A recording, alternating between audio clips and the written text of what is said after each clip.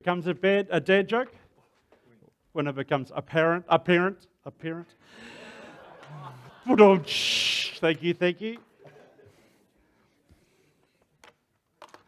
Sorry, I've got to get all my ducks in a row. Welcome everyone, good morning. My name is Stephen McClymont. If you don't know me, I'm the youth coordinator here at ABC. It is fantastic to see you all here. We were just negotiating earlier about, since daylight savings, whether I have an extra hour to speak or an hour less. I don't know. It's quite tricky to make a half-hour sermon into, minus 30 minutes. So this morning, I'd actually like us to start with a question, and I don't like speakers who ask us to put our hands up, you know what I mean, but this is a question I'd like to have some feedback from you all. Have you ever got the lyrics to a song wrong? Can I see a show of hands if you've ever got the lyrics to a song wrong? That's what I was glad I wasn't going to be the only one with my hand up this morning. I thought for a moment I was going to get in a bit of trouble, right? The question I've got for you this morning, and you don't have to put your hands up or anything for this one. Think about how you found out that you got the lyrics wrong. How did you actually find out, right? Were you like singing next to someone and they looked at you a bit sideways and went, no, hold on a minute, that's not right. Or, you know what I mean? I know as a boy, I can think a lot of times when my parents said, Stephen, that's not the words, right? That's not the words to that song. But I couldn't remember any specific songs, so I thought I would go to the source of all truth, go and have a look on the internet. And on the internet I found someone, Sade's song, Smooth Operator? Smooth Operator. Yeah, right? Someone online, that's probably a YouTube strike, sorry Alex, so close to the original. I saw someone online that said they thought the words were smooth Doppler radar, right? They must have been into weather forecasting or something, smooth Doppler radar. Yeah, it's mad, right? And that's quite funny because as I was so enamored by that song, the wrong words, that I was actually walking around the house singing the smooth Doppler radar. And I had one of my daughters, who shall remain nameless, Grace, said, Dad, stop it, I'm going to end up learning the song wrong. So anyway, we are continuing our series in Ephesians, and we've sit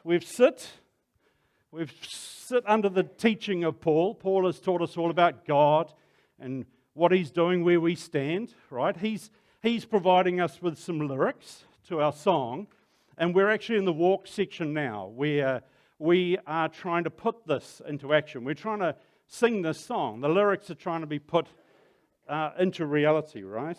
So Paul's provided us with good theology. He's taught us about God, where we stand, and all the rest of it. And we are in the walk section of the book now. But sometimes we do get the lyrics wrong, right?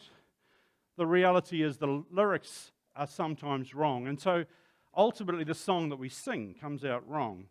So this morning I propose that we'll just wander through this passage piece by piece. So we'll sort of start at the beginning. We'll try and have a bit of a think about what Paul is trying to communicate to us as we walk through this passage.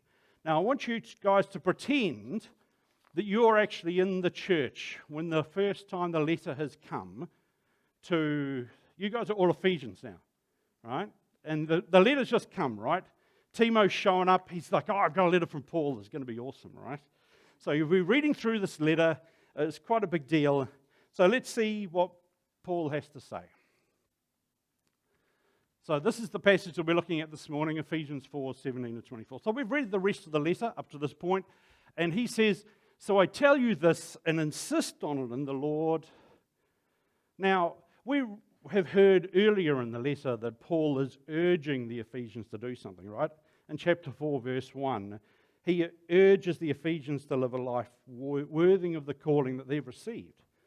But in that passage, Paul is urging them. But in our passage this morning, he is insisting on something. This is going to be exciting, right? Oh, this is going to be great. I'm really looking forward to seeing what he's going to say here. I tell you this and insist on the Lord that you must no longer live as the Gentiles do in the futility of their thinking. What? What is he going on about? I don't get it, right? Can you imagine how the original church would have felt when they read those words, right? The church would have been, and I'm speculating, but my expectation is they would have been mainly Gentiles. So they're probably all looking at each other going, well, what's going on? Does Paul hate Gentiles? What is he saying? Are we all like dumb? Is that where Paul's heading with this? Now, if Paul was to write this to us here at ABC, maybe to New Zealanders, and he said, I tell you this and insist on the Lord that you must no longer live as the New Zealanders do in the futility of their thinking, we would probably understand that a little bit better, right? We're talking about New Zealand as a society, right? Ultimately, everyone in New Zealand. It's not just about us in the building. So I think the Ephesians, they would have recognized the fact that, yeah, sure, there's Gentiles in the church, but there was also Gentiles outside. When they looked out the windows, they looked at the Gentile world. So what we're talking, I think, what Paul is pointing out is the fact that this Gentile world, he's talking about society, right? So he's not necessarily talking about Gentiles, the people group, if you could call all the people groups bar one. Anyway, so they lived in this Gentile world. And that would have been quite interesting, right? That he's trying to explain to them that he's talking about society as a general concept.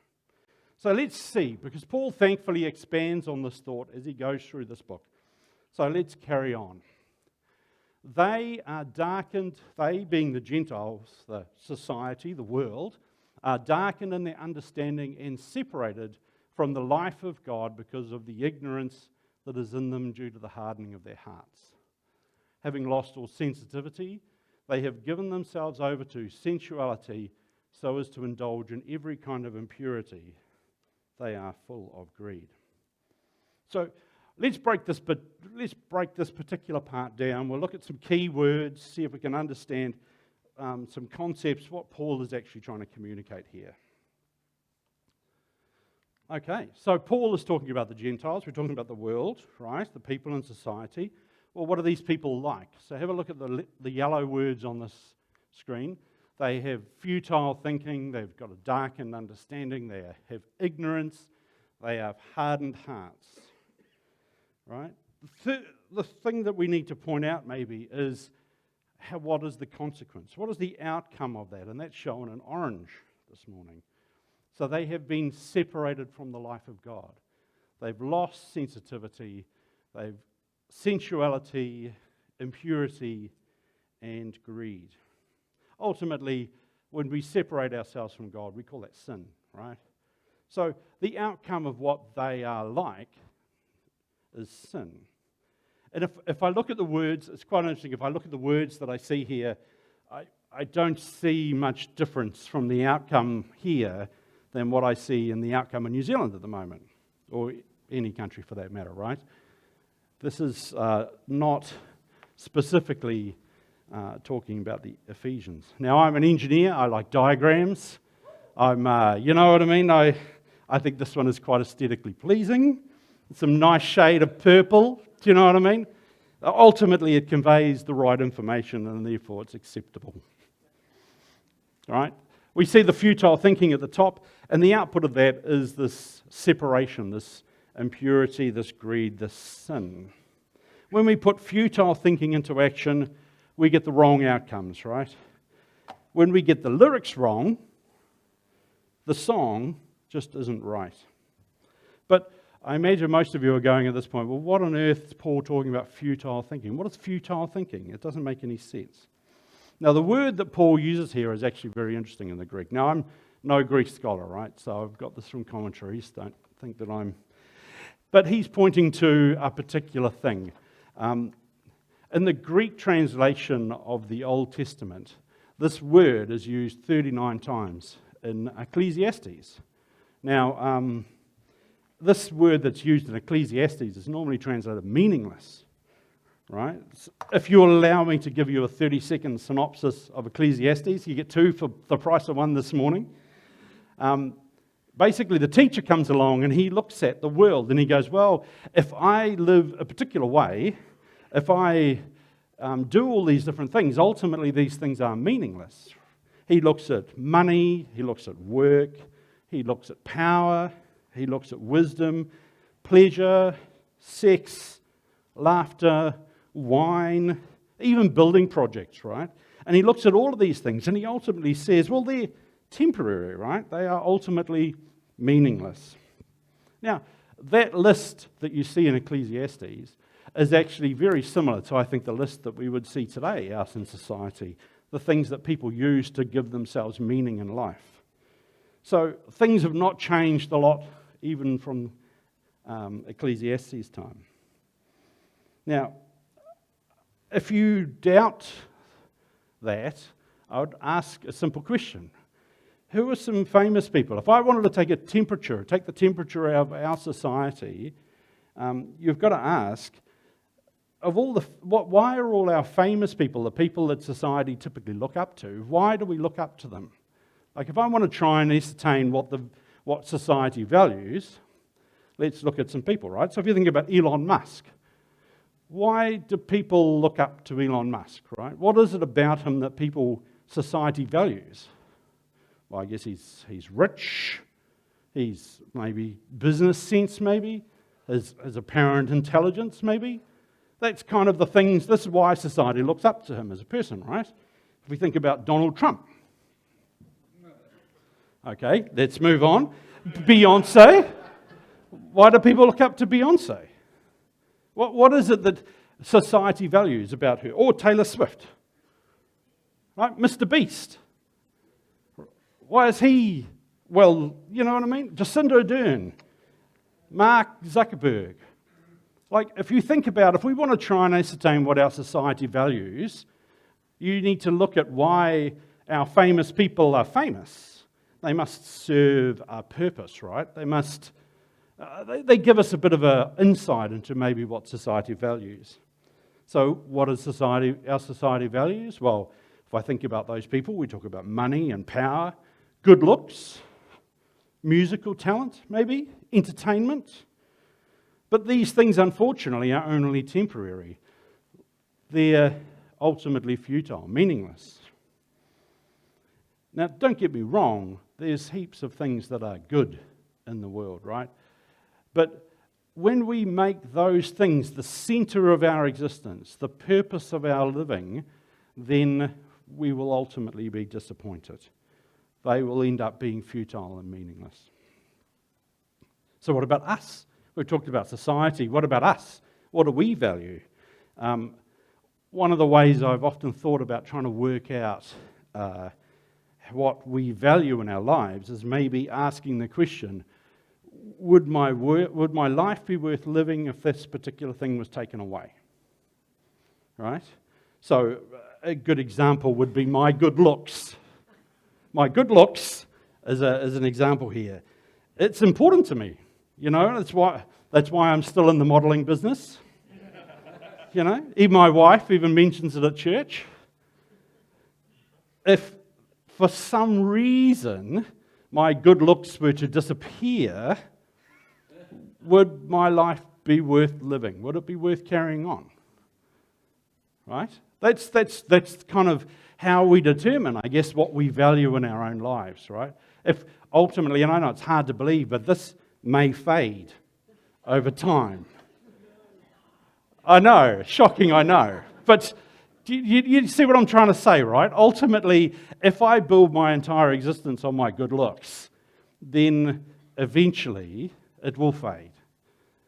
It will become futile, meaningless. Now, I was joking, by the way. I don't know. Some of you may not believe that I'm a model, I know, but thought I would put that out there in case you're all wanting my autograph afterwards or something. Anyway, if you want to have a bit of fun this afternoon, spend some time, read through Ecclesiastes. I love it. I think it's I love that book. It's so raw and honest, and there you go. I've got some takers already. So we can have our futile thinking, and we are bombarded by futile thinking in our society. If I think about all the things that influence me as a person, all the time, there's lots of things that influence me. And often these things, they teach us, even when we don't actually realize it. We sometimes place value on things in our society without even realizing that our society is constantly bombarding us and going, my goodness, this is important. Now, the only option you've really got there is to maybe, I don't know, live in a closet or something, right? There's no way we can get away from society. We could throw away our phones, live in a closet. But unfortunately, we've got our own futile thinking inside us. Society is bombarding us. So let's go into maybe the results that we see in our passage this morning of this futile thinking. Sin. Now, so often I thought, and I think a lot of people think, that sin is like a tick box. Yes, no. Have I, haven't I? Pass, fail. And that's fair enough. We've got a very maths-heavy society, right? Very engineering-focused. But it's interesting because when Jesus talks about our sin, it seems like he suggests that we have a bigger problem than just yes, no. He seems to be suggesting that we have a heart problem. So we've been going through the Sermon on the Mount with the youth group. This has been complicated. Never have I, as a leader, putting together study material, found it so hard to try and determine what the message is that Jesus is trying to say. The Sermon on the Mount is so challenging to Christians that it's been really interesting. And in the Sermon on the Mount, Jesus says, "You have heard it said to people long ago, 'You shall not murder, and anyone who murders will be subject to judgment.' But I tell you that anyone who is angry with his brother or sister will be subject to judgment." It seems to be bigger than just the tick box, whether it happened or whether it didn't. Jesus says in the same, a little bit further on, "You have heard it said, 'You shall not commit adultery.' But I tell you that anyone who looks at a woman lustfully has already committed adultery with her in his heart." It's the center of our being, our futile thinking, our thoughts, our attitudes, that is a problem. So, when we get the lyrics wrong, we get the song not right, futile thinking is something that is actually inside us. We're influenced by society. When we put futile thinking into action, we get the wrong outcomes. They do not satisfy. But thankfully, he gives us a contrast in our passage this morning, which is fantastic. That, however, is not the way of life you learned when you heard about Christ and were taught in Him in accordance with the truth that is in Jesus. You were taught with regard to your former way of life to put off your old self, which has been corrupted by its deceitful desires, and to be made new in the attitude of your minds, and to put on the new self, created to be like God in true righteousness and holiness. All right, let's go through the same process again. Let's look at this. We'll break it down. Who is Paul talking to? He's talking to the Christians in the church in Ephesus. What kind of thinking is being mentioned in this passage? Well, being taught in Christ. This taught in Him, this truth that is in Jesus, is the way of life, right? So what is the outcome of this thinking? Well, the outcome is to be like God, true righteousness and holiness. Our thinking aligns itself with God. Now, this is fantastic news, right? Thank goodness. This is the solution to the problem that we have with regards to our futile thinking. And if we didn't have this part in our passage this morning, it would be a very depressing sermon this morning. I apologize. We need to be taught in Christ, and the outcome will be alignment with God. And this alignment with God is what we need, because you certainly don't want to be in opposition to God. Back to my fancy diagram. I like this. We can clearly see the contrast. Futile thinking separation, being in Christ, being made new and becoming like God, aligning yourselves with God. So this begs the question, what does it mean to be in Christ? Like that's a weird kind of turn of phrase, right? In Him, in Christ. So this gentleman, Mark Roberts, sums it up much better than I could, so I figured I won't say steal, use his work. Christianity is focused on a person. This person teaches us how to live. This person exemplifies what he teaches. This person is also someone with whom we have a living relationship. We learn Christ by coming to know Him through faith. We learn Christ by communing with Him. We learn Christ by living life as part of His body. The essence of the Christian life is not a moral system constructed by a fine moral teacher. Rather, it is life in Christ, trusting Him, knowing Him, following Him, loving Him, being created anew in Him, learning from Him, imitating Him, sharing His work. It's pretty good, right? But I imagine most of you at this point is going, well, come on, Stephen, I thought we were in the walk section. This seems a lot more city than walky, right? So let's have a look to see if there's anything in our passage that we can see where we can work this stuff out. How do we physically walk it out into the world as we leave here this morning? Is there anything that we can find in our passage? Let's head right back to the start of our passage. Paul insists on this. You must no longer live as the Gentiles do, as society does, with their futile thinking.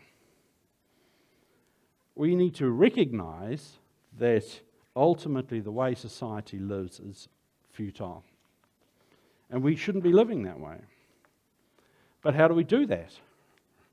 How do we do that? Do we separate ourselves? Do we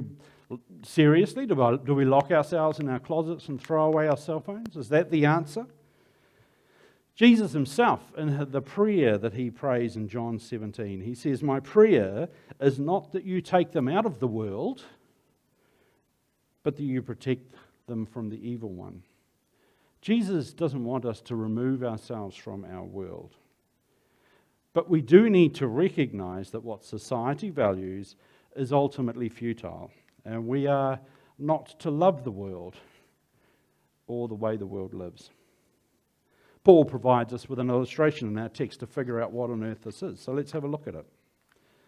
Paul talks about putting off our old self. The image in the original Greek, again, I'm not a Greek expert, is something that everyone would have understood right from Adam and Eve. It's talking about changing your clothes, is the image that's in this passage, right? The Greek suggests we need to change our clothes. We need to remove our old clothes, this old way of thinking. When we were at HM Rage, right, there was a rotten kiwi fruit slide. A guy showed up with a trailer and a tractor or whatever. He ditched it down the hill and all the young people slid down it. How many people here slid down the kiwi fruit slide? It was rotten, stinking. It was nasty, right? Even when you walked towards it, you could smell it. It was putrid. Is that a word would you use? Putrid, horrid? It was bad times. But it was fantastic, right? Great fun. So I want to ask the youth, the people that slid down the slide, I want to ask them, when you finished and you went back to your dormitories, did you just put clean clothes on top of your old clothes, your dirty clothes? No, definitely not. Well done. I'm glad. I see that there's some smarts in our young people. Fantastic. But do you know what I think? I think sometimes that's exactly what we try and do as Christians, right? We think, do I really have to? What I'll do is I might just leave those dirty, stinking, putrid shorts on and I'll just put my jeans over the top.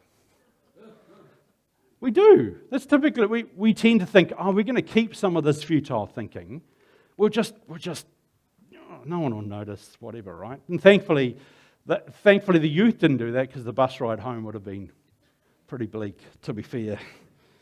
So Paul, he tells us to take off our old clothes, our stinking, putrid, horrid, kiwi fruit, slide clothes, and put on these new clothes, this new mind. So we need to recognize futile thinking, and we need to recognize that it leads to bad outcomes. But how do we do that? How do we think about this as Christians? And I guess we all have sin in our lives that we're trying to deal with, that we're thinking about, right? So my question would be, how do we recognize the underlying futile thinking that we have in our lives to allow us to do these things wrong? Right? So maybe some examples. If I'm shouting, or if we are shouting at annoying drivers on the road, maybe we need to ask some questions. What's the futile thinking that sits underneath us that makes us think that is okay? Is it because I'm a better driver than everyone else? That what I have to do is more important than them? That I'm somehow superior? Is that what allows me to shout at other drivers? You see what I'm trying to say? What about some other examples? Pornography.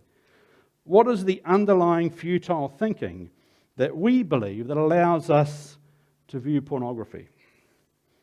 Is it because we think that everyone can be used to satisfy my desires, or anyone? That the opposite sex is just to be used? That sex is all about me? This is what I think we're trying to come to here, is what's the thinking underneath the sin that is in our lives? Like greed. What about greed? It's a simple sin. What's underlying it? What futile thinking allows me to be greedy? That more is always better than enough? That I deserve more than others? The more I have, the happier I will be? Gossiping. What's the underlying futile thing? And the lie that I deserve to feel better about myself by cutting down someone else. That there's some people that deserve to be put down. That I'm better than others. Now, I'm not standing up here suggesting that I've got this sort of tickety-boo, right? That would be ridiculous. And I think everyone here would recognize that if you knew me. The reality is that we all need to recognize that underlying the sin that we have in our lives is this futile thinking, this heart problem, this thinking that doesn't align with Jesus. So the next part of our passage when we're talking about our walk section is being made new. Being made new in the attitudes of your mind. Do you think it's something that I can do? No, I don't think so. I can make myself new about the likelihood of me being able to make myself new is to be able to pick myself up by my shoelaces. Doesn't make any sense, right? I'm already broken.